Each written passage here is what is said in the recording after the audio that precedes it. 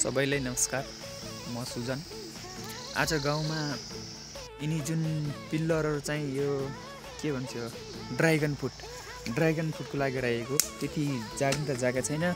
भर्खरै साना साना छन्, कोही पनि थोरै बढिरहेछन्, हुर्किँदैछन्। भर्खरै 2-4 महिना भयो लगाएको। समय चाहिँ त्यही 2 देखि 3 वर्षको बिचमा अन्तरमा फल्दो रहेछ। यो लामो समस्या लाग्दो रहेछ। यो अनि गाउँको यो आजभोलि बर्खा सिजन, हरियो चाडबाड सधैँ छ। काँक्रा, फर्सी, तिते करेला, भान्टा, भिन्डी सबै छ, चिचिन्डाहरू। अब यो टनल फलामको जालीवाला मोडर्न एग्रिकल्चर स्टाइल हुन्छ नि, त्यो तरिकाले गरेको। अहिले यहाँ टमाटर उत्पादन हुँदैछ। यो टमाटर बाडी यहाँ चाहिँ यो ठ्याङ्ग्रा भन्दा पनि यो डोराले बाँधेर डोराले यसरी बाँधेर यो माथि लगेर यसै माथिसम्म जान्छ फलदार। यो राम्रो के प्लास्टिक युज गरेर खेती गरिने।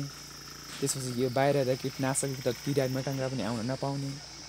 अब औषधि, अब प्राङ्गारिक उत्पादन, अब गाउँघरको भन्दा पनि औषधि त प्रयोग गर्नैपर्छ। औषधि बिना त यहाँ हुँदै हुन्न। यो खरानीहरू औषधि हालेर यस्तो सेतो भएको छ। त्यसपछि गाउँमा जे उत्पादन बजारको भन्दा पनि फ्रेस नै हुन्छ भनौँ। चिचिन्डा फलेको छ, करेलाका झालै छन्। गाउँमा त अहिले तरकारीहरू जे भन्यो त्यही हो क्या। बजारतिर भने जे पनि किन्नु परे, जेको कहीँ खोलातिरको, कहीँ रोड साइडको हरियो तरकारी, हरियो घाँस टिपेर राखिदिया, तरकारी पनि बिक्री गरिदिया। खाम पनि अब बजारी अब त्यस्तै खाइदिने। गाउँको उत्पादन टनलबारीमा यस्तो राम्रो साग फुलेको छ, टमाटर यस्तो राम्रो छ। हाम्रो यस्तै 2वटा टनल परुहरू पनि छन्।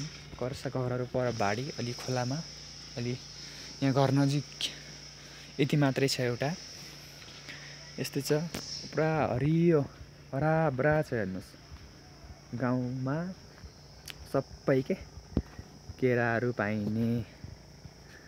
त्यसपछि सबै करेला, देशी करेलाहरू, फर्सीको मुन्टाहरू, फलहरू जे खाउँ भने पनि त्यसपछि के छ अरू, यसलाई के भन्छ, उखुबारे खुर्सानी भन्छ क्या, अखबारे खुर्सानी, यस्तो फल उखु छ,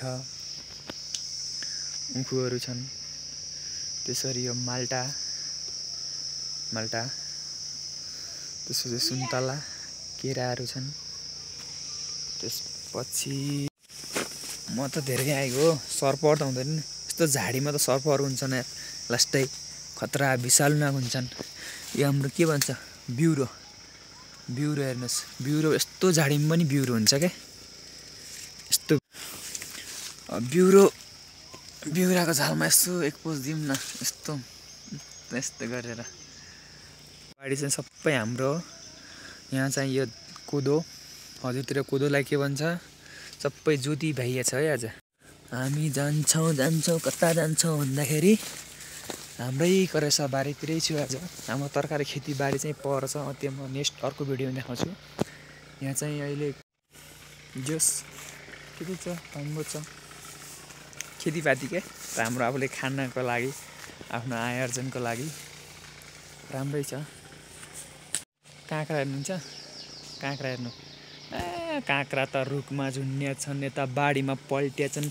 जति खाए पनि भयो क्या। बजारमा यत्रै काँक्रो पनि यत्रै 50 रुपियाँ अरे, त्यही पनि बासी। कहाँको के को बिसाती परेको हाने बनाएको, हाइब्रिड हो कि लोकल हो केही थाहा नै। कसैले नलै पनि काटे खाइदिनु फेरि गाउँतिर। हाम्रो पारीको गाउँको भ्यू। हाम्रो गाउँमा अहिले तल लास्टै छ कि घर देखिन्न, त्यही भएर माथि पारी डाँडातिर गएपछि राम्रो देखिन्छ। यस्तै गाउँतिरको यसो साँझको समय चाहिँ अहिले कति बज्यो, 6 बज्न लागिसकेको छ, 5:45 भइसकेछ। मखमली हजारी, यो असोजको महिना हजारी तिहार छ। कात भदौ असोज कात्तिकको महिना हुन्छ। आजभोलि फुलेर अब बेमौसमी उत्पादन छ, यो सबै कारण हो कि यो प्राकृतिक प्रकोप, क्लाइमेट चेन्ज भन्छ नि, त्यसकै कारणले हो कि यो।